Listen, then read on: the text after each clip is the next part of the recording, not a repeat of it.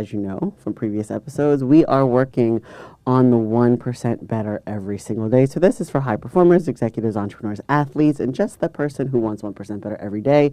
Better knowledge, better habits, better strategies, and of course, mindset tips and tricks that are going to help you elevate. So today I'm really excited. Today we have with us in the studio Dr. Emeka Ajufo, aka Docta Blade on Instagram. He is here and I've got a million questions for him, and hopefully this podcast is going to be for you very realistic with actual real life things that we experience in the medical and health and fitness world. He's a doctor and health coach, and so double whammy. Welcome to the show. Well, glad to be here. Thank you for the invitation. I'm looking forward to our conversation. Me too. I've been looking forward to this for weeks now. Why don't you give us a better background than I could ever give on, like, briefly about your journey, like what prompted you to become who you are today professionally, and then who's that person behind the credentials? All right. So I'm a doctor in physical medicine and rehab. So that's essentially a field that allows me to work with a lot of individuals that are trying to improve their overall function, so their independence, their ability to walk, their ability to come back from injuries. So I work with a very diverse population, and the reason why I did that was because my own personal journey with injuries. Starting in 2011, I tore my left Achilles, and I spent a year trying to come back from that, and then throughout history, I've torn both of my patellar tendons. I'm the only person I know that's ever done that. And I've always done it not in the gym. I've always done it through exercise, playing sports, jumping. What were your sports of choice? So the first time in 2011, I tore my Achilles playing flag football. I was a quarterback, and it was a high snap, and I heard a loud pop, couldn't walk. Woo. And at that time, I didn't know what a torn Achilles really was. All I knew was like the Greek god Achilles or somebody, and something to do with like not being able to walk again if you stab someone in the Achilles.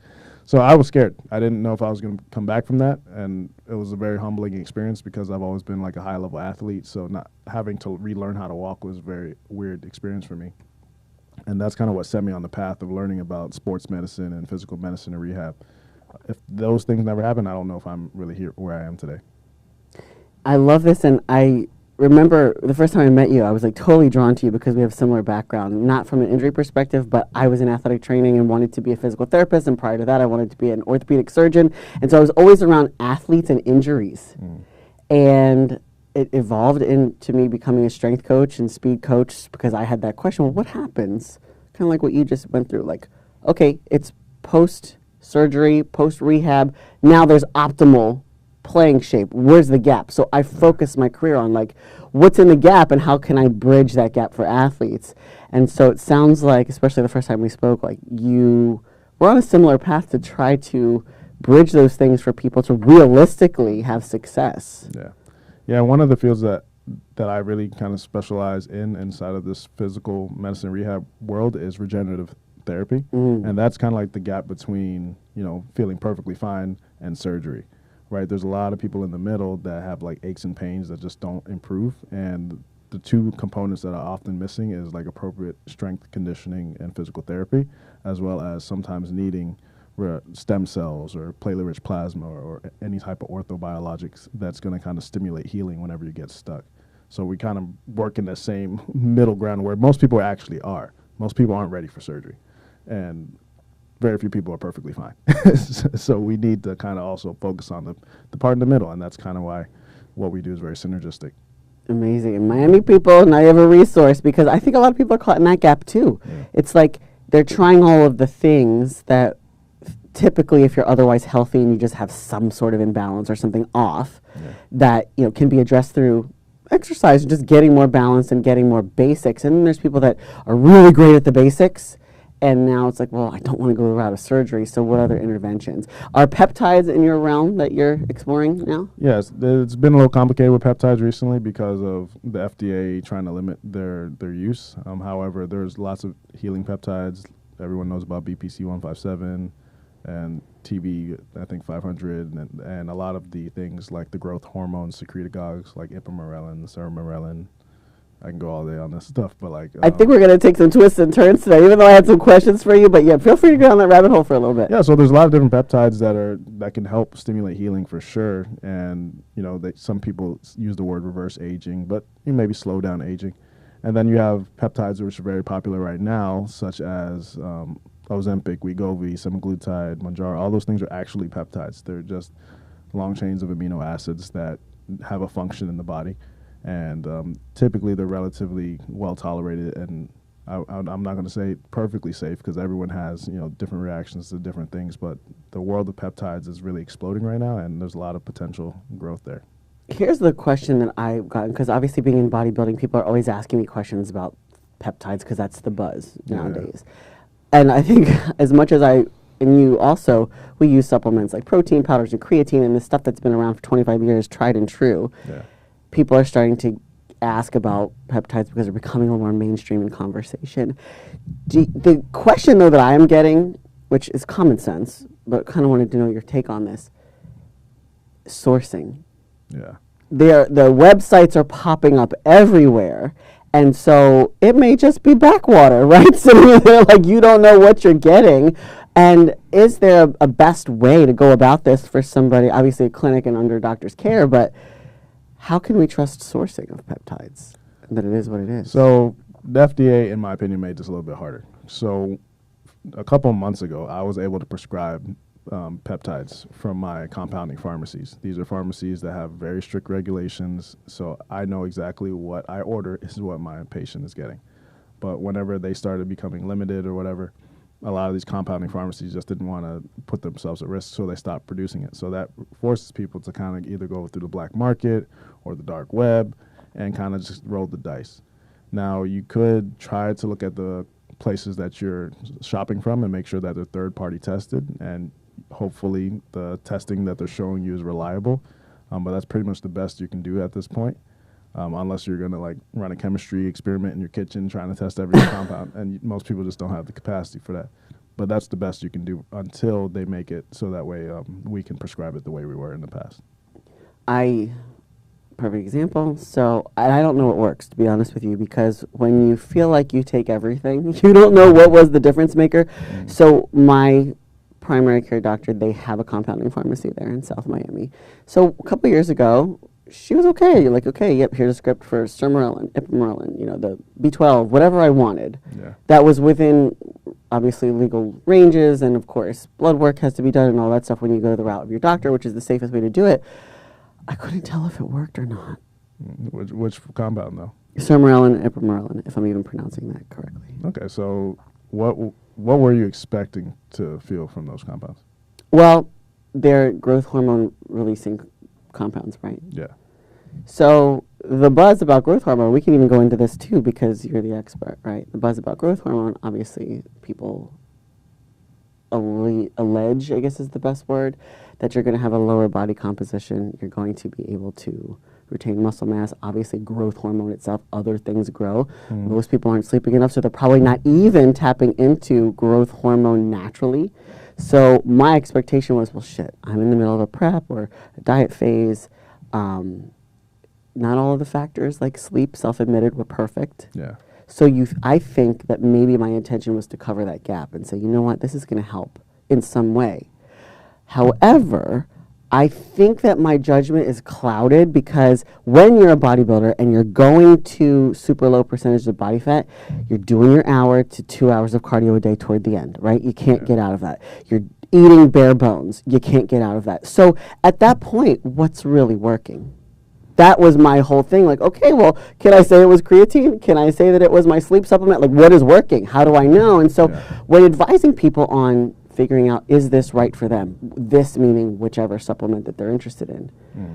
I think it might be beneficial for people to hear, like, this is what you should outline as your base level of consistency to say, if I reintroduce or introduce X, whatever they have a question about, this is how you're going to know if it's actually working. Because I felt like I took everything. I don't know what the heck was working. I just know that I got to the goal, but I couldn't tell you what magic sauce and combination of them worked. Yeah, that's fair. A lot of people take a lot of supplements and peptides and all these things, so it's hard to tell what's working. But in that specific case, with something that's a growth hormone secretagogue, yes, it should help you when it comes to sleep. However, like if you're wired on a bunch of stimulants because you're training late at night, it's not going to overcome that. Right. And then can it help you reduce your body fat composition? For sure. But now the question is, were you taking the appropriate dose to get that response? And that's hard to tell because sometimes you need to take it for a while. And another way to tell would be just get blood work, and you can see if your IGF-1 are like through the roof and your growth hormones through the roof. So those would tell you. That's the only way to tell if that those compounds, especially if you're not getting it through your physician, are actually appropriate. Even if you're getting it through them, they have to do blood work to see if it's appropriate for you. Right. Right. Because you do not want to stimulate insulin growth factor all the time. Like that's one of the things that leads to cancer growth. Right. Yep. So like you kind of have to find a balance, and that's the difference between taking things like any growth hormone or a secretagogue, taking it for longevity versus taking it for bodybuilding.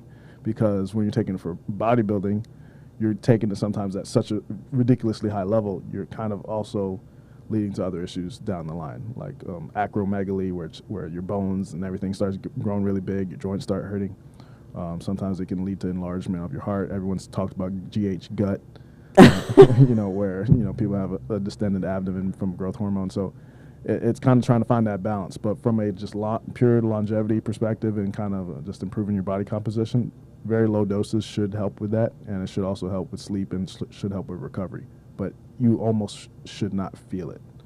That is actually the caveat I should probably clarify. I was not even thinking bodybuilder dosage. I did what was on the package. And what's on the package is probably for the average person who wanted that minimum dose response for longevity, which in essence, maybe it did work in some way. Yeah. But I wasn't going to do like quadruple what was recommended just because you don't know. And a caveat to this, which is another follow-up question, is, okay, the debate between the sermorelin, ipamorelin precursor types versus the actual growth hormone. Some people were hypothesizing that, well, if you're putting the growth hormone in, your body doesn't have to secrete it. And then there's this other thought process of like, okay, I'm secreting and overdosing on this. Yeah. Is it going to like exhaust my body's ability? Yeah, so typically whenever you take a hormone and you bypass the hormone, say let's use testosterone for an example. If you inject testosterone, what's going to end up happening is your body's going to have less of a desire to produce it naturally. Right. So one way that you can hijack that is like, okay, why don't I just try to stimulate the body to produce more of it naturally? And that's where things like HCG or enclomiphene come into play. So ipamorelin is essentially doing the same thing. It's like we're going to help the body secrete more of it rather than try to bypass the system and do it that way through giving you directly growth hormone. Now, what works better for everybody is kind of going to be different because your ability to secrete high levels of it are going to be different. But it's also comes out, it's a dose-dependent response. So we cannot say, okay, if I give myself growth hormone, I'm going to shut down my ability to produce it because you're not giving it the whole day. Growth hormone doesn't really last that long anyway. It's a very short-acting compound.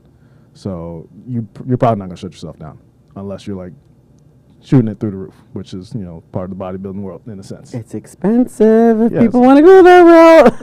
And dangerous. And, it's worth it for some people. It's worth it who it's worth it for, but for some people it's just not necessary. So it's kind of hard to tell. Like, I don't know if I answered that question appropriately, but. No, you did. And I think these are all topics to bring up because there's so much bro science, locker room talk, blog speak from people who don't know the actual biofeedback loops and the chemical signaling that goes in the body and what is actually happening as a result. And so they just see it as a result, like, oh, take this, get that. It's not that simple when it comes to these compounds. You have to know what's going on in your body. And there's so many.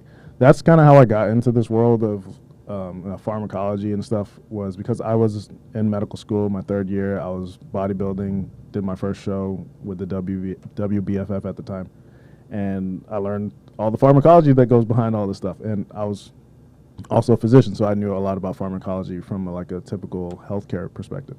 And I learned that there's all these different pathways that we're playing with when we're trying to create the perfect physique, or we're trying to make sure that we're maximizing recovery or maximizing muscle protein synthesis. And there's a lot of positives, and there's some potential drawbacks. But I feel like in the bodybuilding industry, there's, just like you said, you take a pill, this is the response. Like, oh, I'm going to take Anavar Winstrol, and I'm going to look harder. Okay, but what are you going to check your liver function enzymes? Are you going to do that? Exactly. Part of this? Nope. Okay. No, I'm going to take Tren, and everything's going to get solved. I'm going to look like rock hard. I'm like, yeah, but are you going to look at your kidney function? Are you going to check?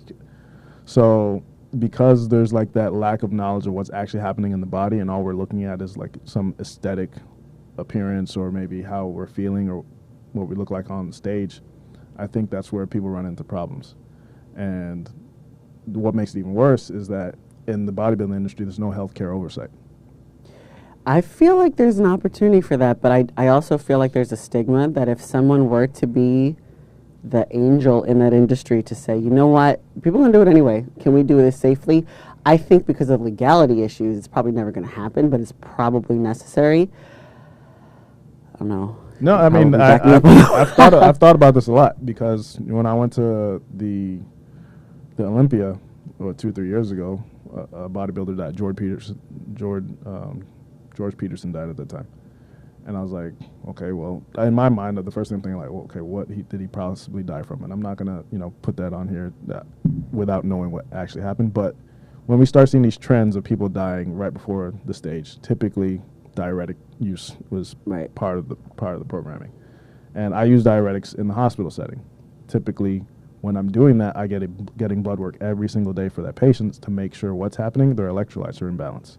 Your electrolytes are these little tiny things that are responsible for the firing of your muscles. And if they're out of whack, your heart can stop and you'll die. Yeah. And that's something that happens too often. Or if you guys dehydrate yourself too much, you're destroying your kidney and your kidney fails. And these are easy things to deal with. This is very easy to manage if you're just running some blood work. But the problem is, if we start bringing doctors into the fold, I think people are going to be like, okay, someone has to admit that we're using a bunch of illegal compounds now, and we don't want to do that. But everybody knows that it's a reality, and it's a choice that people most likely end up making. But as a company that's throwing these bodybuilding shows, if I have all this medical oversight and I'm testing people for, how well their kidneys are functioning, I might be, and I see all these people with messed up electrolytes. Now I have to admit, okay, these guys are all taking diuretics. They're probably not supposed to be taking. The creatinine levels are through the roof because they're probably on way too many anabolics. And I think they're just trying to not have to deal with the liability. But that's not what's safest for the people. We can make bodybuilding much safer than it is right now. Because this is a great topic, and I didn't think we were going to go here, but I'm glad we did. Because I had questions, and I'm like, let's talk about this, and I'm like, no, we'll just let the conversation go where it goes. Because one of the things about bodybuilding I realized, especially when you said diuretics, the first thing that popped in my head was, well, that's literally the last percent. Like, if you're not lean, you won't see what you're supposed to see.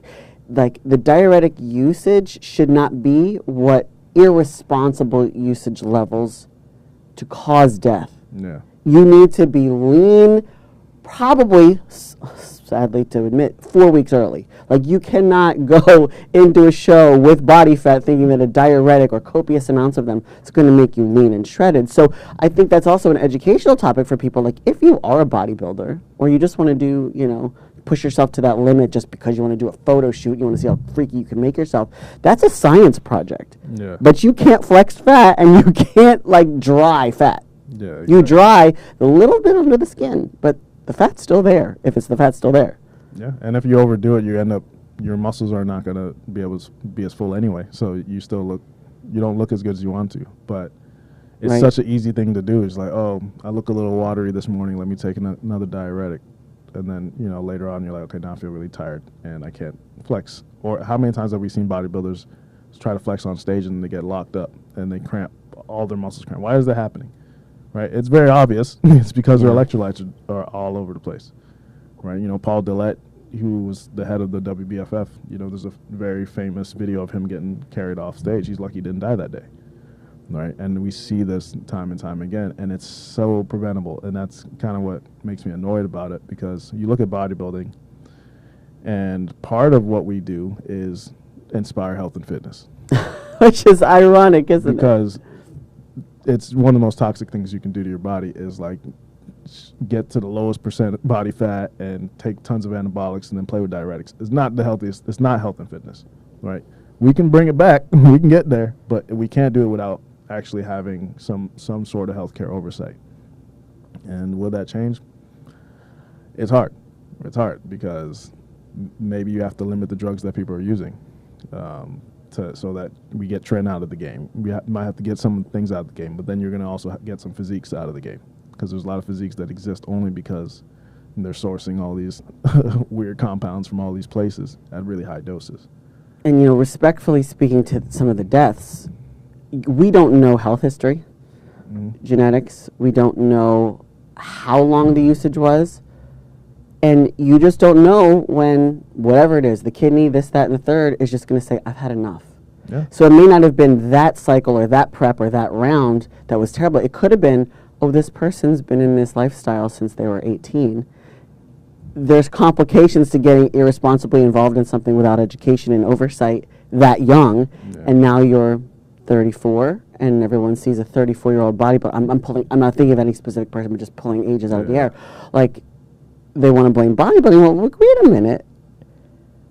I'm slightly in defense of it, but also in defense of the safety. Like, I see both sides of the coin, so it's really hard for me because, let's face it, like, yes, I turned pro, and yes, I've been to some pretty extreme levels of body fat, and I realized that the last couple of years I struggled mentally wanting to feel that kind of pain, not because I'm mentally weak, but because I'm like, I'm 43, I want to live till like I'm 95 or 102 maybe if I'm still healthy. Like, I think, now I'm getting into like psychology of myself, right? Just to throw it out there, like, I think there are times where I didn't want to follow my diet, or I was like non-compliant because there was a little bit of fear of, I felt what that felt like, and it's awful. How am I going to run a business like this? How am I going to be kind to people like this? How am I going to go to the grocery store and survive not wanting to hit somebody talking about my bicep vein? Like, these are real life mental things that people, whether you're going on a fitness journey for the first time and people are commenting because they've never seen you in this light, or you're trying to get to elite levels, it's really, really hard to keep in perspective that if you're not doing it the right way, and thank God I didn't get involved in bodybuilding until I was 36. I tried the general fitness route, group fitness, all that, sports performance, the whole rest of my career, but I have a real soft spot in my heart for this. Yeah. Because the empowerment that I felt at 36 when I just use this as an example, I got abs, so therefore I could do anything. It was amazing to help me make decisions. In fact, it got me to the point where I could make a decision to leave my job, an uncomfortable situation with things changing, to move here. And now here I am, right? However, I think that everything has a shelf life. Yeah. And everything has a way to say, okay, what would happen if I was 22 when I started this, and now can you have a 20-year career the way the rate's going? I think you can, but you can't do that blind. Right, exactly. And that's where I see maybe some of these deaths could have been prevented depending on a lot of factors. Yeah, because two things can be true, right?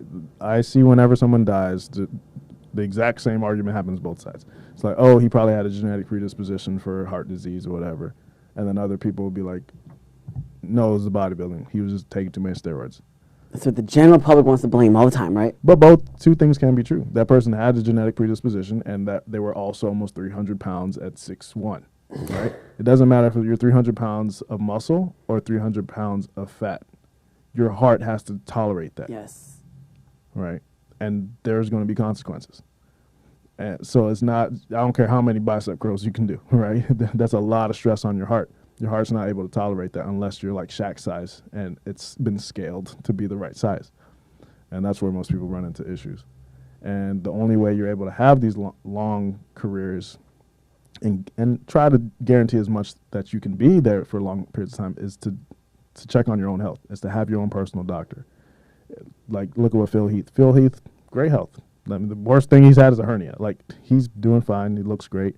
You look at someone like Dexter Jackson, been able to do it for a long period of time, looks great. Now he's downsizing. But these guys had to be very pragmatic with their health, right? But it's making it a little bit difficult now with social media, where everyone feels like you have to grow so fast. They don't have the patience like they probably had in the past. So they're just overdoing it with the drugs, and they're just doing it blind. And this is a segue into one of the questions we did talk about. Was, I'm very highly sensitive to this now. This is probably why I ask almost everybody this. Social media and expectations, right? So your body was not built. Okay, maybe you have genetics. Maybe your predisposition to build muscle a little more easier than a hard gainer. Yeah. But you didn't just wake up like this. No. So you understand. I did this morning, though. This morning, yeah. But not 15 years ago, just like, oh, this is how I've been with no effort. Yeah. So I look at social media, and this is where your online health coaching comes in, right? and as I go more and more online, I'm like, I have a really hard time accepting that everything's visual, because health, and I know this from being a bodybuilder, health isn't always a thing that you feel when you're shredded. The shredded isn't. You being a shredded is not the healthiest version. Right. So when people have these 12-week challenges and all of these crazy things with no context, I actually speak so convicted about this because I feel bad for the otherwise uneducated consumer who gets completely disappointed that this strategy, this thing that promised this didn't work, when truly, even though I didn't start bodybuilding until 36, I've been in fitness and I cared about lifting since I was in high school. So a very small foundation, not bodybuilding focused, but I had muscle tissue, a short little Italian girl with some decent genetics for muscle building, right? Like I had stuff layering every year. So I, like as a coach, I don't know if I'm just too ethical or if I'm just too much of an overthinker, but I'm just like, I can't see this. And as much as I like to show the same marketing possibility, hey, this is what's possible. If, and that if is very extensive. Like, do you have the same like about social media as I do? So one of the questions that kind of irks me is when people ask, how fast can I do this? Right. I'm like, how fast did you do this? So the question is, what have you done in the last 6 months? For most people, their bodies either hasn't progressed, right? But whenever they're about to start this fitness journey, they're like, oh, how fast can I get abs like you? I'm like, I don't know, because I do not know how consistent you're going to be with your habits, and I'm also not a fortune teller. That's not one of my credentials. So I can't tell you how fast you can get to a certain physique that you have never gotten to. Only people that have done what you and me have done, been through preps, can have somewhat of a reasonable timeline, because I've done it before. So when this is your first time trying to get to a physique that you've never accomplished because you want abs, because you see someone like me on the internet, and you're like, oh, I want to look like that because that person looks confident, but your habits have nothing to do with the habits that I've had for over a decade, you're kind of just setting yourself up for failure, right? Yeah. And then how many times have you worked with somebody where they're like, oh, I've been doing this, and then I just gave up, I quit. See, I don't work out to ever quit. Right, right. Right. So that's not my goal. My goal is to work out, to feel good, to look good, to be able to live a free life. But for a lot of people, it's just for an aesthetic reason, because they lack self-confidence, because they're trying to maybe engage in another relationship, and they want to be able to get out there more and experience a little bit more life. And I get those reasons and those drives. But if you ever quit, and if that's ever in your mind, that you're quitting physical exercise when that's literally the foundation for how you need to live your life, you're going to fail. Right. And I think that's sometimes where social media becomes a problem, because people are like, oh, I'm not getting there fast enough. What is the point of me waking up and sweating? That's a great point. And to your point, this morning, I was scrolling through Instagram, I saw Mike Dolce talk about, it was like a question, do you ever have a cheat day? And of course he went in on it, like, well, do you cheat on your husband? Do you cheat in sports? Do you cheat like every other avenue of life, cheating is frowned upon. Yeah. So why do we think with our health we can cheat things and still get the result? And I feel like we don't have the answer, but I'm just going to throw it out there as a rhetorical question. Why is it that people think that cheating on their diet and their physical habits is going to actually still get them the result that they want? But that cheating in a football game is going to get you in trouble. Yeah. Well, when you look at, like, because, I mean, there's a bunch of people that watch this and talk about studies and stuff, so let's do it. So whenever you look at studies about different dietary patterns, you're going to realize that the most important thing is compliance. It's not the type of diet, it's not the amount of meat, it's not the amount of vegetable, it's the compliance. So sometimes having these diet breaks allows people to regain the willpower to maintain the diet long term. Let's define that. Pause and define a diet break, because when people say cheat, they have a full-on weekend. Yeah. So this break is... This is where the average person messes up, right? The average person will be on a diet for 5 days, and they're not following it appropriately anyway, so they're maybe 60, 70% on that diet for the 5 days. And then on the weekend, YOLO, right? Right. And then they'll overdo their calories by like 1,000 or 2,000 on the weekend. So maybe by Monday, now they've gained all this weight, and then by Thursday, they get back down to the baseline weight from a week ago. That is the problem with cheat meals. And just the whole mentality behind it is like, oh, I'm restricting myself so much during the week that let me kind of go overboard on the weekend. Because I deserve it? Because, yeah, and you're just kind of bouncing back and forth like a yo-yo. The better approach is like the foods that you eat during the week and all the time. Yeah. Right? You shouldn't need a break from the way you're eating. And you need to get away from this mentality that you have to suffer every time you eat, or you shouldn't eat tasty food when you're trying to get healthy. That's the only way you can do this for the long term. I like the foods that I eat. I don't have to try to stay lean because I love the foods that I eat. And every once in a while, yeah, I'll have a pizza. Yeah, but I know that that's not going to make me feel great, so I don't do that often. But I think so many people have been so detached from eating real foods that now when they start eating some healthy things, some whole foods, that feels like a diet to them. But that's just real food. I love that you said that. I love that you said it exactly like that, because I was about to ask you to define tasty, right? Mm-hmm. Blueberries are tasty. Yeah. To some, a Big Mac is tasty. Like, Cajun spice on your chicken can be tasty. Yeah, but we need to help people redefine these things. People need to learn to use spices first off, because boiled chicken is not tasty to anybody, right? And spices aren't going to get you fat. Butter and excessive. A little too much butter will get you fat, but we're not going to hate on the butter today. Well, no, I definitely had some bread and butter at an Italian restaurant the other night, and I was like, I don't even care. I love this. But it's different then, because I came from a background where I was Italian. We ate tons of food. Mm-hmm. I would put ranch dressing and butter on everything. My father was such a bad influence. He would put it on Oreos. Like, Dad, ew.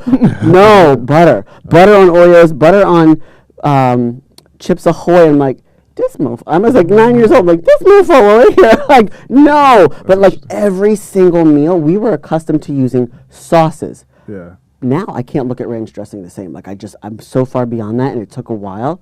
But that's the stuff I would go toward. Butters, cream cheeses, ranch. And as a kid, I didn't understand the concept of portion size, serving size, control. Yeah.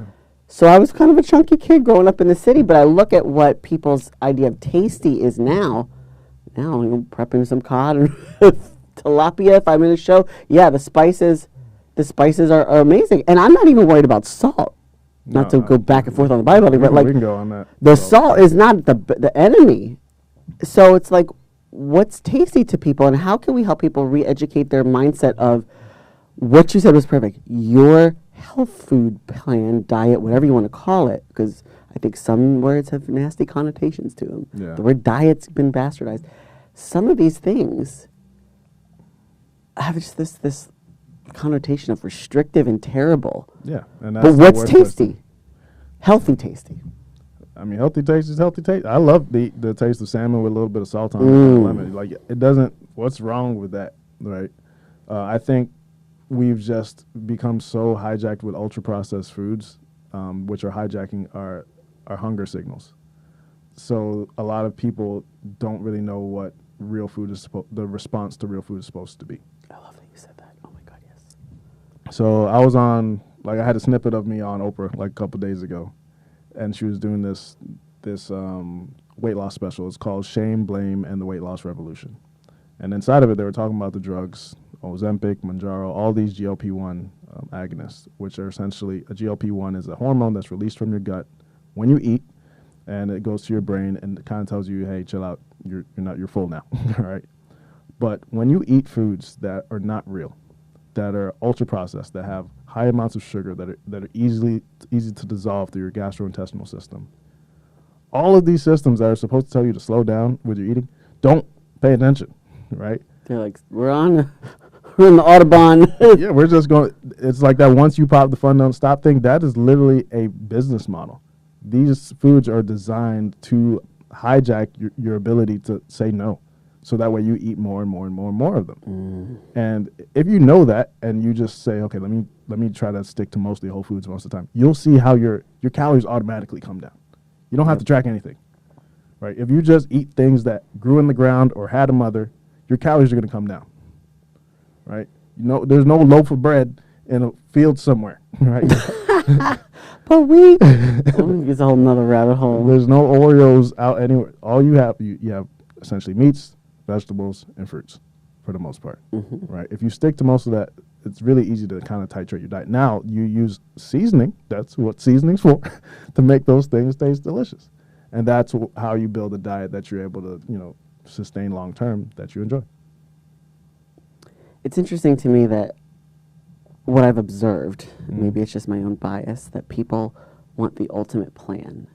And my experience, which is why I'm kind of like receptive to that mindset, but also push back on it because habits actually win as opposed to just the plan. Yeah. But when you are doing something as restrictive as bodybuilding, yeah, the details do matter for a lot of different reasons. But the average person who is walking around, like you said, fast food ridden, overeating everything, the research shows, doesn't it, that you can't really gain weight overeating protein. Granted, unless it's like the fattiest protein ever. I mean, you could maybe eating ribeye steaks yeah. only, maybe. But there's a reason for that, right? There's the whole thermic effect of food, which is essentially the amount of calories your body is going to take just to process and utilize that nutrient. And for protein, say you have 1,000 calories, protein, you're only really going to absorb 700 of those calories, because 300 of those calories needed to be used, about 30% of it, just for it to get to where it needed to go.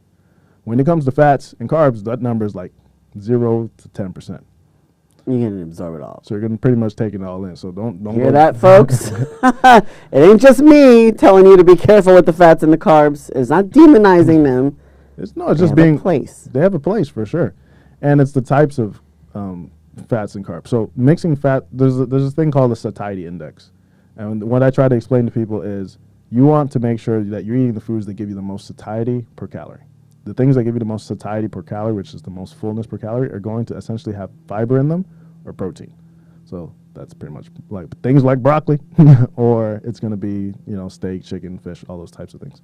Now, when it goes the other way, things that have the least amount of satiety actually have high amounts of fats and carbs together. So I can't eat like a whole package of Oreos and stay. Wouldn't be ideal. No, I had this discussion with somebody. Because you can eat 1,000 calories of Oreos and not even blink. Yeah, like someone said to me once, like, I ate a row of Oreos last night. And I was like, why did you do that? Oh, it fit my macros. I'm like, well, you realize you probably could have had a steak and you probably could have had a sweet potato. And you would have gotten some protein with that. So this is a great topic to also sort of segue into, like, the calorie count versus the macro count versus the quality of food, right? I'm definitely in a perfect case scenario, right? If people can find it within themselves emotionally, commitment-wise, and financially to say, I am going to eat whole foods as much as possible, single ingredient, prepared at home, so that makes your quality of the preparation and the least amount of preservatives and additives to it. Yeah, in perfect world. That's like that would be my perfect world. But then there's some people that like they've got to grab barbs. I've grabbed protein bars in a pinch, because that's better than nothing. So I think, would you say that you work with different clients too, that you have to say like, well, what is going to be better than now as we progress you toward optimal? Yeah, sometimes good is better than great. And I feel like sometimes we fixate on the perfect diet so much that we don't just try to get a little bit better, right? There's this argument like, oh, should people have diet soda? It's killing people. I'm like, diet soda is going to reduce your calories more than drinking normal soda. So that's a start, all right? And then maybe eventually you go from diet soda to primarily water, or primarily water with some things like coconut water and electrolytes or whatever as your main drinks, because that's all I drink. But it's all about making a progression. It's not about always being perfect. Taking someone that's eating fast food for 4 meals a day and then trying to get them to only eat chicken and broccoli is stupid. It's not going to work, because they're just not going to get the same stimulation from those types of foods. But you can say, okay, maybe go from that to maybe using a meal prep company where they're going to make some foods that are similar to what you're used to making, but a little bit healthier. So like a turkey burger or something that's lower in calories, but you still love it and you didn't have to make it. And you can't cook anyway, so like let them take care of it. And that's where I've started to kind of push more of my clients into. If I notice that they haven't had the habits for a while to even cook their own foods, you getting them to cook their own foods and eat healthy, those are two activities that are really hard to change, and change is difficult. So I'm like, okay, in the meantime, why don't we just use a meal prep company, and let's get you working on your other habits, like your exercise habits. And then eventually, let's get you maybe making some of your foods, like 50% of it's meal prep, 50% is you. Use the air fryer. Air fryer is the easy bake oven for adults. There's no reason why anybody can't warm up their protein in it, and that's something I also make sure that my clients get as well. I find, and you're probably going to say something similar because coaches are coaches and people are people, right? They might start off with this raring to go thing, and then they realize once they get in it, oh, there's a little bit more to it, right? Yeah. Namely, everything you mentioned falls into the category of behavior change. How much can you handle to change at once? And are ready, I love this phrase, ready, willing, and able. Like if you outline that, then we can not predict your timeline for success, but maybe your consistent pleasure with your results, and as opposed to displeasure with the struggle. And I kind of wanted to ask you this. When you get a client that you finally tease out, okay, this is really the issue. Yeah. They don't need a meal plan. They could do it, but like it's going to have a shelf life of maybe 3 days. Do you often get people like come to you with these needs that you discover, let's just say after a couple weeks of working with them, how deep it goes, and then realize they signed up thinking that they were going to do this in 12 to 16 weeks, and then that moves into managing expectations? And then it goes back to the whole social media rant that I have, right? Yeah. How do you keep a client going with you, not just for the money, but because the journey is not a 12-week journey, 6 minimum, 9, 12. Ideally, if you're really working on a physical change, and you've got some fat to lose, you've got to go through dietary phases, maybe even 2 years. Yeah. So the way that people need to have something to work on every week. So sometimes I'll set them up with a little challenge to be like, okay, what are our goals for this week? And I also start off, I have this whole 1% concept similar to what you talk about. I'm like, okay, what is one win you had last week? What is one struggle you had this last week? And then what's one thing I could do to help you get better? Right. So coming from that paradigm, it gives them something to work on every single week so that they're able to celebrate the wins. And I strategically ask them the win part first, because everybody can start on the struggle. They'll be like, oh, I didn't walk enough, I didn't hit all my workouts. Everyone has things that they're letting themselves down on, and you don't want to kind of just reinforce that, because a lot of times the relationship between a client and a coach ends up becoming somewhat of a relationship that a child has with a parent, where it's a lot of shame, and you do not want to continue to foster that. So I think that's why starting off with the small wins every week, and then the struggles is a good methodology. And then being like, okay, where do we go from here? And just being honest and realistic. So I have clients that are like, oh, I want to be able to have 6-pack abs and see the V and all that other stuff. I'm like, how long is it going to take for me to get there? I'm like, we've been doing this for 7 months. What type of progress have you been seeing? And let's be honest about it. Okay, your progress is based on your actions. What have your habits been like? Because I can tell you a number. I can say you can get like that in 12 weeks. But your habits for the last 6 months have been saying that you're never going to get there in 12 years, right? So what are we going to change about your habits so that way we get a little bit closer to that? That's what matters right now. What are we going to do today and tomorrow and the next day? And I'm really blunt when it comes to my clients in that way, but I do it in a way that, they understand I have their best interests at heart. I'm not trying to make people cry. I do make people cry sometimes, but they always thank me for it, just because I try to make you aware of where you're sabotaging yourself. Because the worst thing that you can be in life is stagnant. Because as humans, we crave momentum. And that's what kind of sets people down the road to depression. It's like they're either stagnant, they don't like where they are, they cannot move out of their environment. No drug is going to change that. You have to give yourself some positive momentum and move one step closer every day. All you need is a little bit, right? And that's kind of what I try to reinforce with the people that I work with. To me, that's labeled as authentic accountability, because accountability is a word that is thrown around on the internet like confidence, right? What does that even mean? Yeah. Accountability, let's talk about online coaching. I want to get on my soapbox.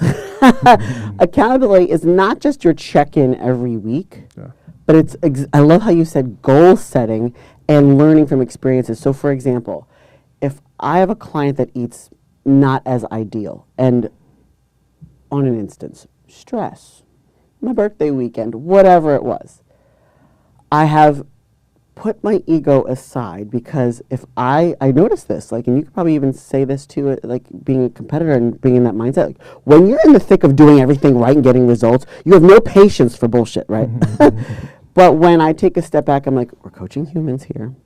How can I point out to them, okay, tell me about your weekend. Tell me about your birthday weekend.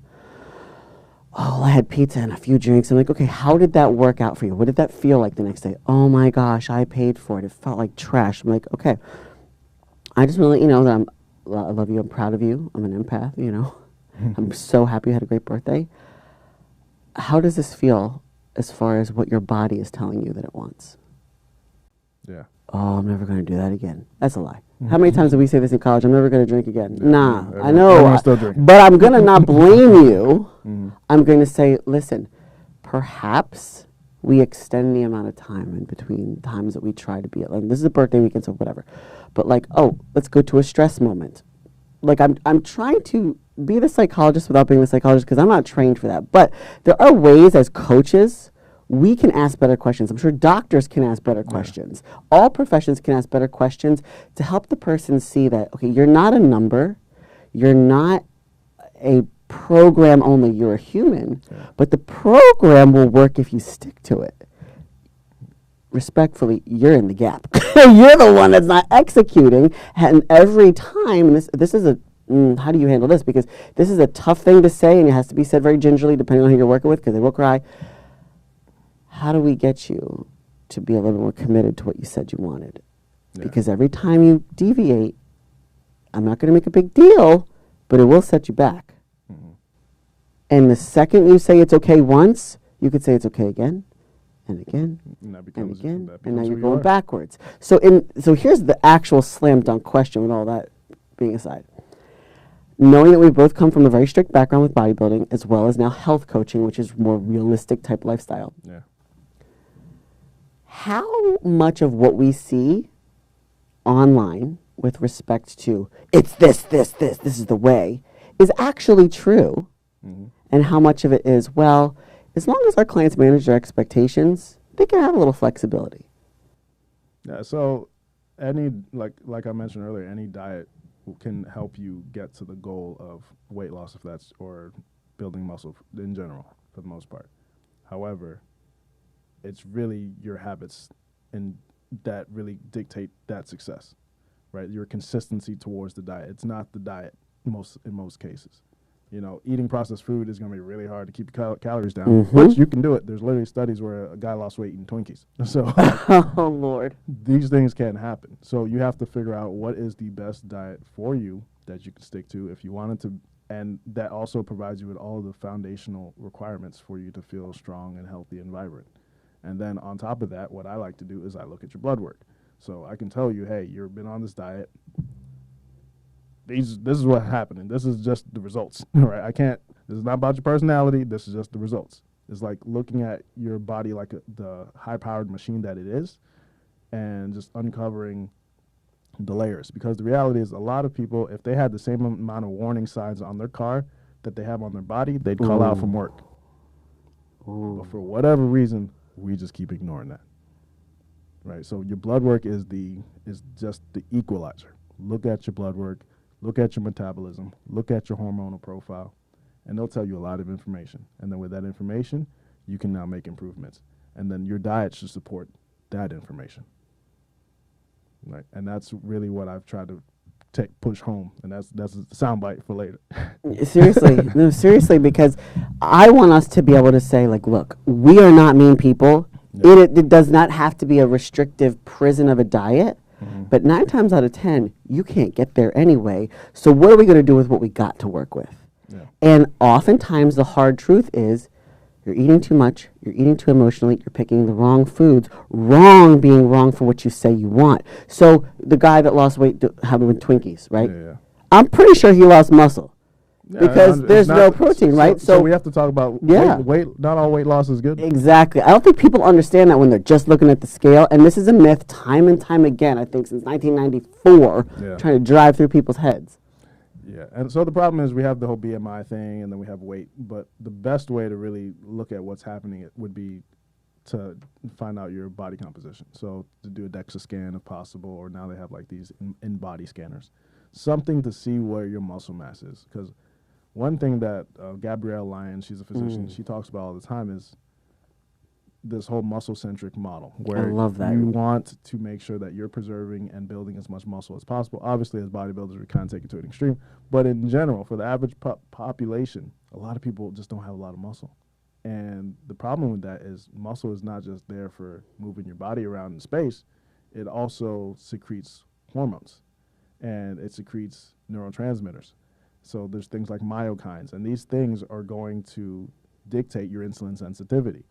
So the more muscle I have, the more sugar I can eat and be okay. The more Girl Scout cookies I can eat, and I'll be fine.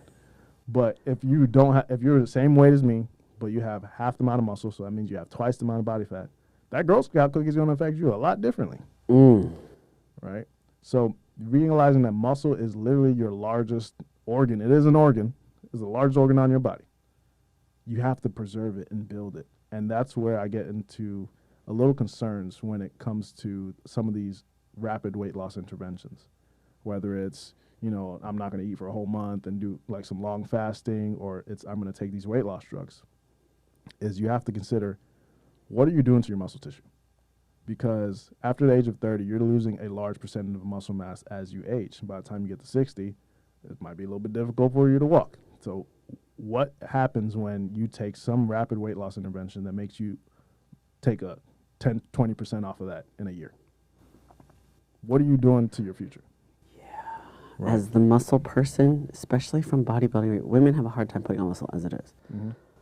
But knowing that we want to preserve as much as possible to an elite level, like I had every year of like paranoia, and I was doing everything right. But I look at people, I'm just going to say it. I have a client.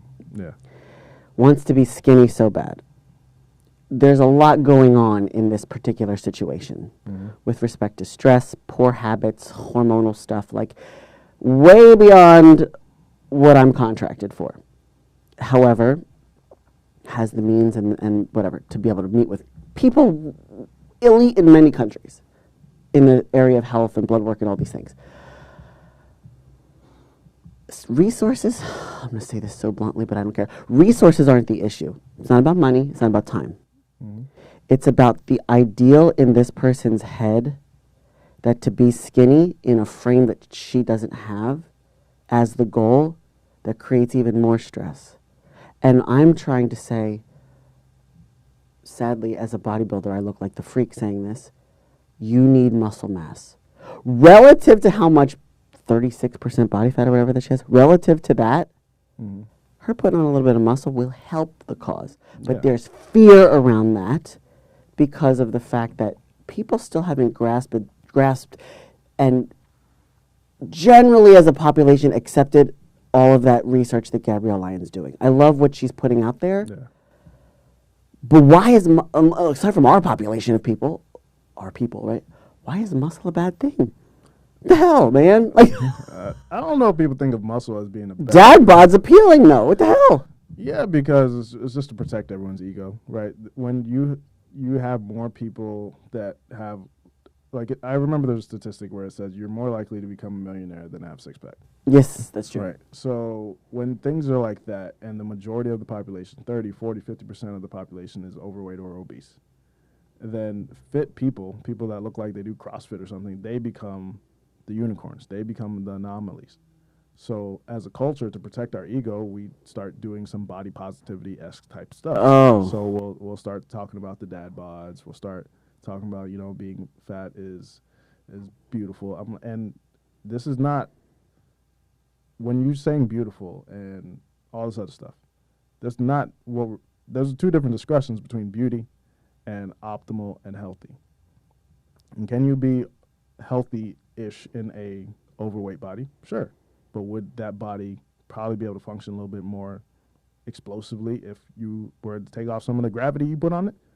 For sure do, right? And I think sometimes when we conflate the way we're supposed to feel about our appearance in the mirror with our what's best for us, we run into these problems where we kind of allow people to self-sabotage themselves for too long, right? And this comes down to the word you use, accountability. There's 4 layers of accountability. The first layer is holding yourself accountable. And for most people, it's difficult to hold themselves accountable for everything, right? You hold yourself accountable to brushing your teeth, making your bed. That's not that hard, right? But for a lot of people, when it comes to holding themselves accountable to like their fitness goals or any sort of change, it's difficult because for whatever reason, we judge ourselves by our intentions and we judge other people by their actions. But if we judge ourselves by our actions, we would be like, this motherfucker lies all the time, right? But our ego won't let us think like that. So we're judging but that's how we judge others. We'll be like, man, that person said they were going to do this. They didn't do it. They mess up once. You feel so bad about them. But think about all the times where you're messing up and you're just like, well, I planned on it. I had the intention. So that level of accountability doesn't work the best. The next layer of accountability is having a friend or a family member, someone that's in your inner circle, motivate and inspire you, hold you accountable to your thing. But the problem is with that layer of accountability, because you guys have an emotional ties and you're probably not going to stick to your stuff 100% of the time, eventually you're going to get emotional to them and then be like, I didn't sign up for this. I don't want to, you're being kind of an asshole to me. You said you wanted me to keep all the cookies out the house and I did, and now you're yelling at me. So then they give up. Or do you find that they like want to coddle you because they care about your emotions, because they're your friend or your mom? Yeah, and there's that. They might have been the enabler. They'll be like, you're fine just the way you are. You don't. We love you anyway. You got all those people. So then the third layer of accountability is hiring someone, like a professional, like hiring one of us, someone that you invest in, someone that's not necessarily as emotionally tied to you, that can kind of give you guidance and structure to kind of facilitate that process. And that is good because now you have some skin in the game. You want to at least try to get your money's worth at the very least most of the time. And hopefully that person has skills and strategies to help guide you along that path and use what you're kind of trying to talk about earlier, which is motivational interviewing. Mm-hmm. Which is the goal to kind of get the person to almost come up with the answer for themselves, to kind of and kind of just lead them down the path instead of telling them what to do. So that's great. But the ultimate layer of accountability is teaching others. That's the fourth layer. Because once you get to that layer, you realize that the things that you do inspire so many other people. It just kind of reinforces your habits. You don't have to need the motivation to exercise, need the motivation to work out. I can't get out of shape. My whole life, I don't have that option. Because this is who I am. I'm the person that was put on this planet to help motivate and inspire other people to take their health seriously. Right? So that's my motivation. That's the place that I try to get a lot of people to. Because the moment you go from not taking care of your health to taking care of your health to making it a staple in your life, it's not only you that's going to change. It's your circle starts to change. Your circle notices that. And that's going to hopefully keep you on track, and it's a great place to be. That's amazing, and it brings up two aspects, right? People want to follow you, or people want to pull you down. Yeah. And which way you're going to go? And this is where I tell people, like we talk about the why all the time, right? Like, how committed are you to? Like, when I was hell bent on turning pro, 3-4 years before when I first started bodybuilding, you could see me sitting at a bar. I was working in college sports at the time, so at the NCAA tournament or whatever, with freaking water and pickles or cucumbers or whatever that were there, because I didn't care about anything but the next workout the next day once I left this place, but I cared about my friends. And I know, like, as of recent years, like, where I've been a little bit more susceptible to, let's go to happy hour, even though it's good food, right? Like, we got this Greek spot that I really like with the chicken tzatziki, whatever. It's not bad stuff, but I would be so impervious to those temptations. I bring my own damn food. I wouldn't care. So there's a threshold to where people are willing to commit based upon their surroundings and how much I think they are affected by them. I think maybe the question is, like, at what point does the rubber meet the road where you say, you know what, you can do those things, but you need to assess the threshold where you stop seeing progress.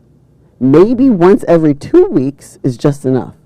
Maybe once every week. But if you're trying to do it 4 nights a week, I don't know, a couple mojitos every week probably isn't going to work for you. But then the people want to live a balanced life. So I think another real talk point that we need to share is there is a little bit of sacrifice involved depending on how extreme or upper level, we'll say, elite your goal is. Yeah, if you're trying to become one of the best in the world at anything, athletically, financially, you're gonna have to make sacrifices, right? I listened to a podcast with LeBron and JJ Redick yesterday where he was talking about people don't understand what sacrifice really means when you're trying to be the best in the world.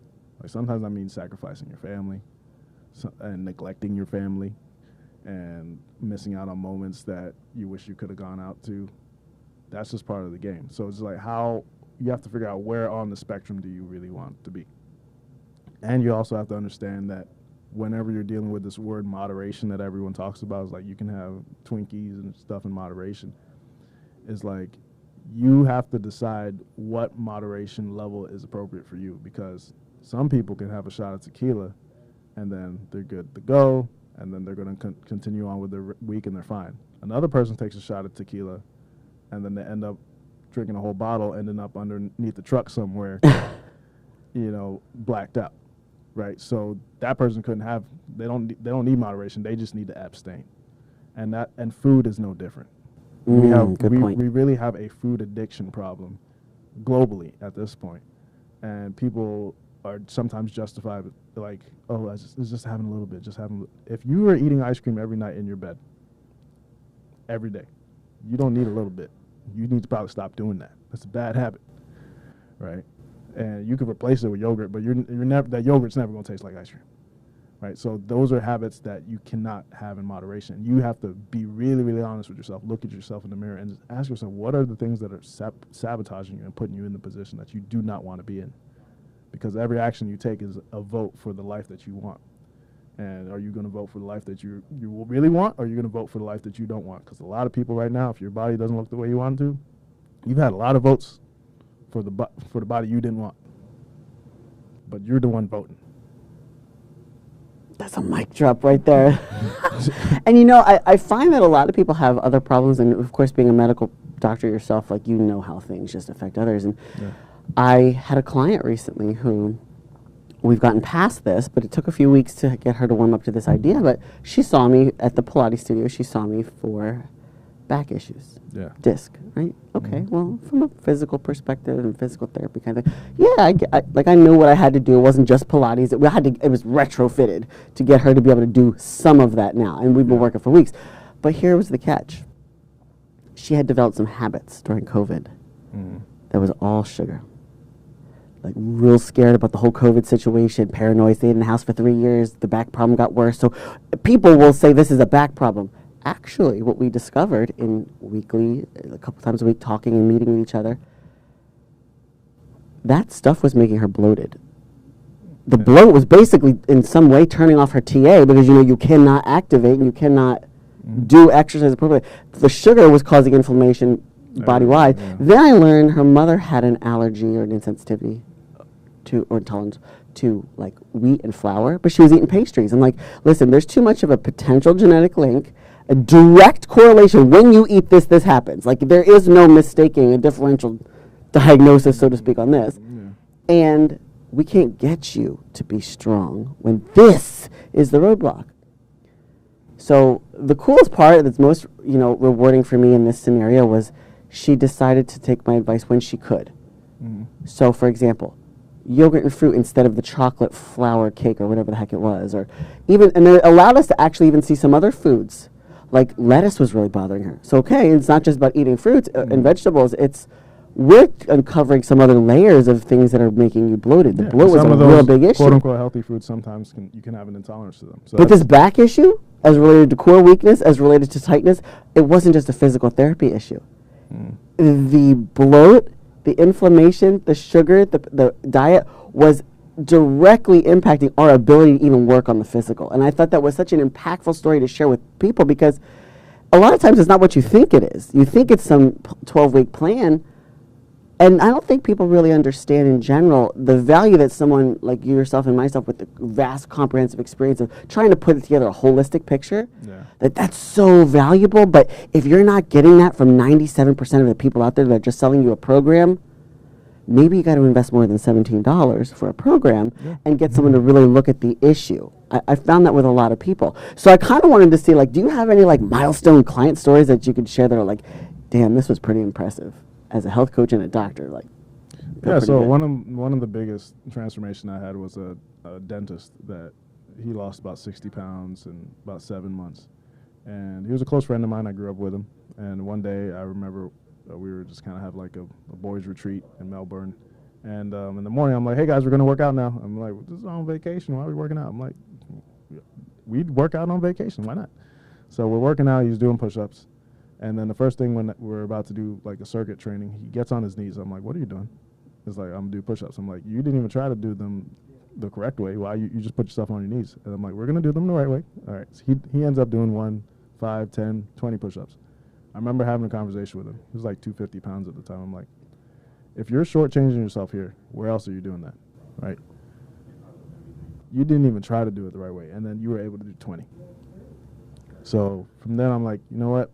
I challenge you from now for the rest of the year. Every day, I just want you to check in. Check in with me every time you work out. Check in with me. I want to see every meal you do. I didn't really tell him to do anything. I just said check in. So he started going to the gym more. He started eating better. He started showing me like healthy foods. Because when you just have to check in with somebody and send them pictures, you're going to stop buying Popeyes. You don't want to show them the bad stuff. Right. You're either going to hide or you're going to stop buying Popeyes. You know, and then he just fell in love with fitness. He found his own journey, found his own exercise that he really liked. I didn't really have to like be super granular with him. And he was able to lose 60 pounds and feel amazing.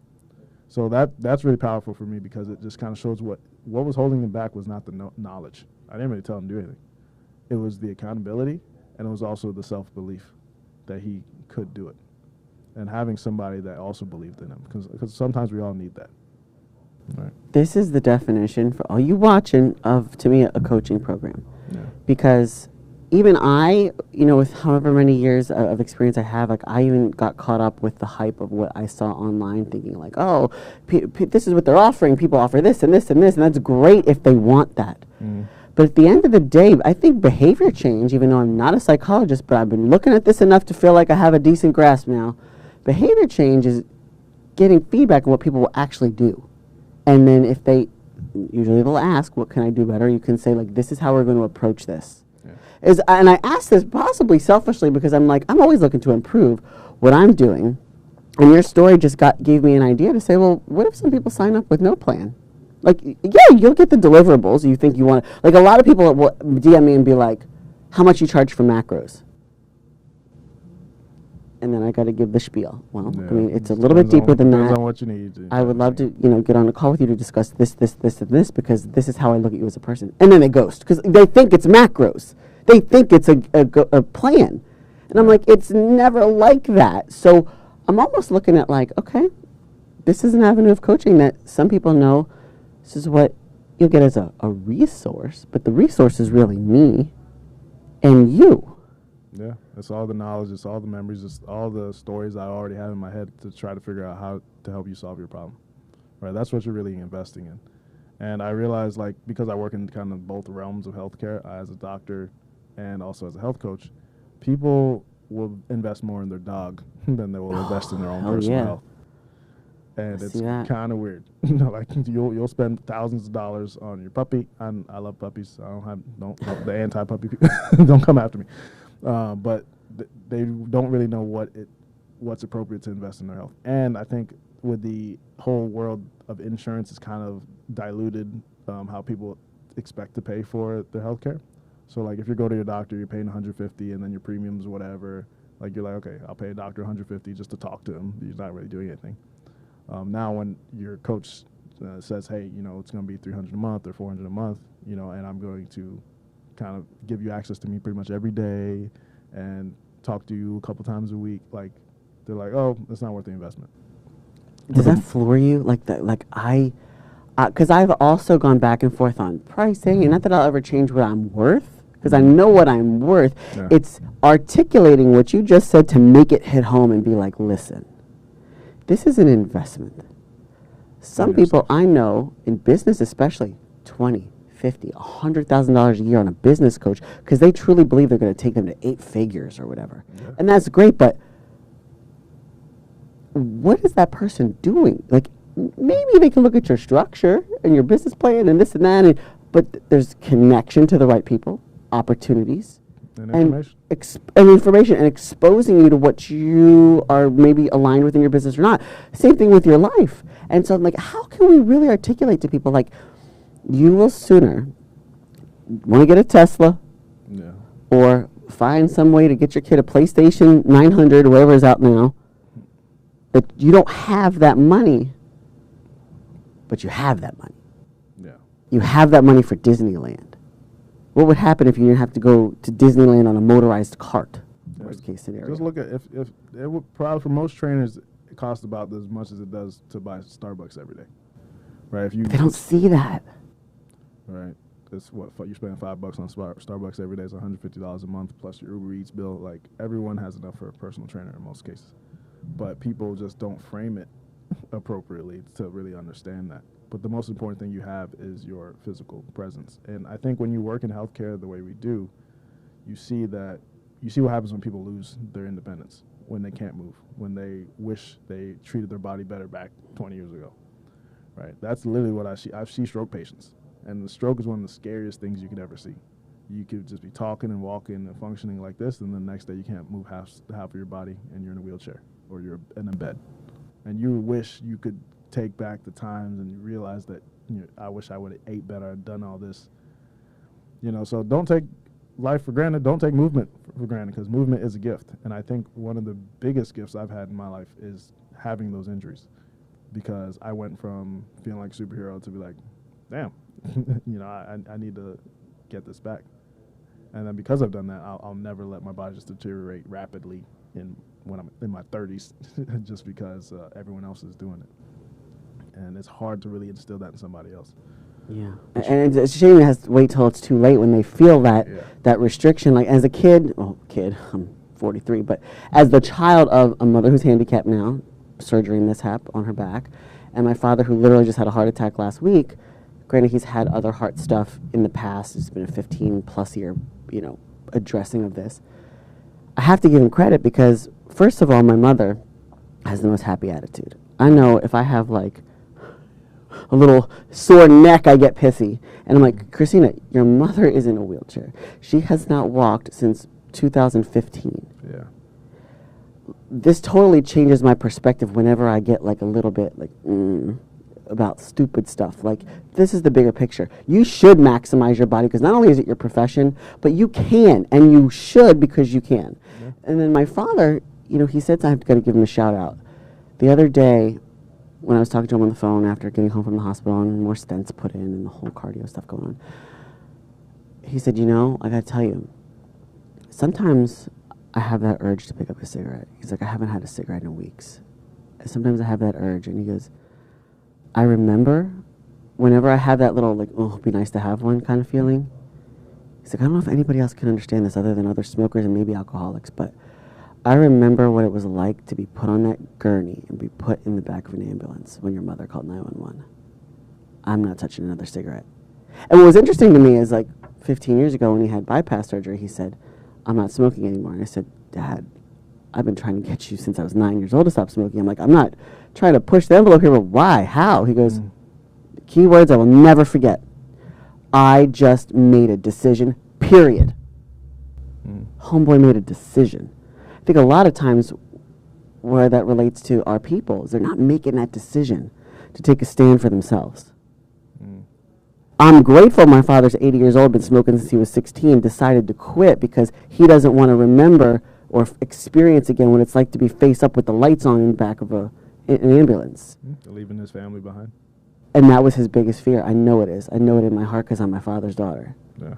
What's going to happen to my wife? What's going to happen to my daughter? I'm too young. I'm 80, but I'm still too young. And he's a mofo. He's a fighter. But I just feel so much for other people who wait till they get to that point, and it is just still too late. Yeah. That when I feel like I mark it like with an iron fist, like, what is wrong with you? You say you cannot afford to take care of your health. That's some bullshit. It comes out like I'm money hungry when really we have other backgrounds in our passion to help change the world one person at a time They were like, you need to look at your finances. I'm not getting like in the weeds with you, but that's the first step. Now the second step I could chew your ass about is your habits, if you want that level of accountability. And I just find that my aggressiveness over the years has come from a place of passion, where most Instagram health is like, oh, it's okay, you can do what you want and still be thick fit. Okay, thick fit's fine, it's great. But another thing we probably don't have enough time to go into today, but you know, fat is inflammatory tissue. It's not about fat shaming. It's about what you said earlier, like moving better. I had, you know, when I was at Purdue being the strength coach for the volleyball team, everything was sports performance. We were literally damn near perfect my last year because we dialed things in over the 7 years that I was there. Their DEXAs were awesome. Their diets were dialed in. And people looked at me as a bodybuilder and thought that I'd be a bad influence on the girls. And I said, no, wait a minute. Between myself as a role model doing pull-ups, running circles around them, a dietitian keeping them in check with health and performance over aesthetics, and the coaches having a vested interest in longevity from an injury perspective, and as well as our medical staff. Like, we got a great scenario here. I don't want to think that we're putting in any of their heads that a favorable body composition is a vanity metric. No. Because hooked them up to jump technology. How many jumps are you taking? What are the impacts like?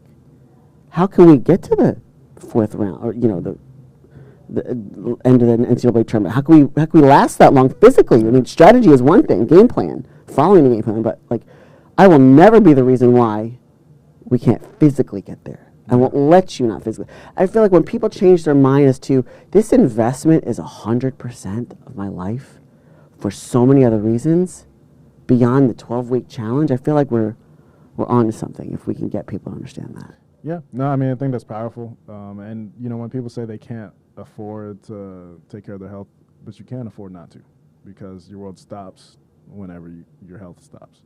So it's hard because it takes a lot of reframing in their mind of, like, what is actually the most important thing. But, I mean, people get a cold and they think they're about to die. So, like, obviously it's your health. But for whatever, because we can't see a lot of these things, like your dad, you know, you were trying to convince him the whole time to stop smoking. I'm sure if he would have got some blood work and went to a doctor, you probably could have seen the plaques early. But a lot of times our ego's like, I'm fine today, so nothing bad's happening. And unless you have someone that kind of shows you metrics and data to be like, okay, this is kind of clogged already. This is your blood work. Stop pretending that pre-diabetes is not a problem. You can kind of go down this road of just kind of neglecting your health and pushing things to the side until you can't, right? And when you've seen so many people that can't, or you've had a person in your life that they hit that wall, that they can't, it changes your perspective. Hopefully it will change your perspective to be like, no, I'm taking this seriously now. Here's the other perspective too, and my dad being a hardhead, as much as I love him, and I'm daddy's girl, Yeah. He just think, I'll take a pill for that. So you want to take 12 pills every morning, your glucophage, and you're this, and you're this, and you're this, and you're this for your blood pressure. Like, yeah, this is another break away from the stereotypical Western medicine to say, I don't want that. I don't have to. I mean, maybe sometimes it's too far gone where medication interventions are the thing. But, like, if you're teetering on prediabetes, you're teetering on knowing that your family heart history is not so great. I'm pretty sure there's no 100-year-old that's on 30 medications. Okay, so the more medications does not make you healthier. And what we try to do with medications, we're trying to hijack some aspect of your physiology. But there's always a downstream and upstream effect of that. Right? So we talk about, you know, something like type 2 diabetes. In order for you to get to type 2 diabetes, you didn't just wake up like that. You were normal intensive, or not normal intensive, but you're normal glycemic, your glucose levels were fine. And then at some point in time, you probably started overdoing it with the carbs and the calories, and then your insulin levels started going up. And you ignored it because no one checked it, and you started gaining weight at that time. And then eventually you got to the point where now you're pre-diabetic because you're starting to become even more insulin resistant. You're not putting on muscle tissue. You're not eating right. And now your blood sugar's starting to creep up. Your doctor tells you pre-diabetic, but it's not that bad. You continue to ignore it. He gives you metformin. And he's like, all right, well, get better. Control your habits. Doesn't send you anywhere. Doesn't send you to a personal trainer or a physical therapist or health coach. Just says, hey, work on your eat better. And then eventually you get to the point where You continue those habits for 10, 15 years, and now you're type 2 diabetic. The walls of your arteries are starting to get clogged. You're still ignoring it. You're like, oh, my A1C is not that bad. It's only 7. But all these ways down the road, now I'm adding more and more and more medication. Are they really doing anything other than trying to, like, hijack some part of your physiology? Like, your blood pressure's high now because your insulin levels is through the roof. But we're going to it's the salt. We're going to say, well, let's put you on amlodipine. Now, a lot of times we blame salt for what sugar is doing to your body, and that's where a lot of people are scared. Yeah, tons of processed foods have salt to preserve them. That's not the salt we're talking about. You put the salt on your food, in most cases, not the reason you have high blood pressure. It's because you're already insulin resistant, and you're reabsorbing more sodium than the average person, and you're reabsorbing more water than the average person. Because I've seen it. If you don't believe me, if you have high blood pressure, check your fasting insulin. If it's high, fix that number and tell me what happens to your blood pressure. Right? Most times, your blood pressure is going to get back to normal. So you didn't need that medication.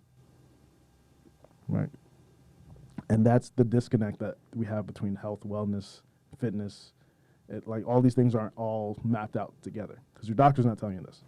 Well, that's why I think you're a unicorn in the industry, because you understand both sides to a very high level. Yeah. Whereas most doctors, like my dad's been under doctor care for a long, long time, but he just, like, I'll take a pill for that. When the majority of society thinks that way, Yeah. they don't say, oh, maybe there's something I can do to reverse this with my habits. Yeah, but we've been programmed to believe that. We've been marketed. We're one of the few places that they can market, like, pharmaceutical drugs on like, literally Oprah just had a whole show on Ozempic. Like, that's not normal in any, in most countries. And I'm no shame to her. I think the drug has a lot of pros and cons to it. But, like, because we're able to market directly to consumers, a lot of people think, oh, I have this issue, I'll just solve it with the pill. We don't market, like, how did you get here? Right. Right. And the worst part is the education system to people like myself, the doctors, doesn't talk about how we got here either. We only talk about, hey, this person has this. Here's a drug that has this mechanism and how it can impact and modify this condition. So that's why we manage conditions. We don't reverse conditions. The only way to reverse conditions are to change habits. Mic drop. Wow. But we don't really do that. But we can. And I want to tell you guys, his content is like this, like everywhere on his page. So, where can they find you? Where can they find me? So, my biggest platform is my Instagram. So, you can reach me at Docta Blade MD. And then you can also go to www.doctablade.com and you can check out our programs. And if you decide you want to work with me personally. Doctor with an A, right? Yeah, spell it out. Doctor. Oh my gosh, this was this took a turn in ways I was hoping it would go, but I didn't know how it would segue, so this was really enjoyable. Thank you so much. Maybe we'll have to do like a part 2 or something, because there's so many things that I'm sure we can share with the general population. But even with people who are striving for more, but maybe have unrealistic views and extreme tendencies, there's so many different ways that we can go. Yeah. I hope those of you watching got some benefit, and if you did, make sure you leave it in the comments and email me or DM me on Instagram with any topics or things that you want to hear in the future. Any last tip thing that's your thing that's like, you want to throw out there as your one-liner? I know, pressure on the spot. I would say, movement is a gift. Don't take it for granted. You only have one body. It holds your soul. It's your temple. So don't take it for granted. It's really that simple. It's a line I have for one of my songs, and that's kind of how I live my life. Amazing. Thank you so much for being here today. It's a pleasure. Let's do it again.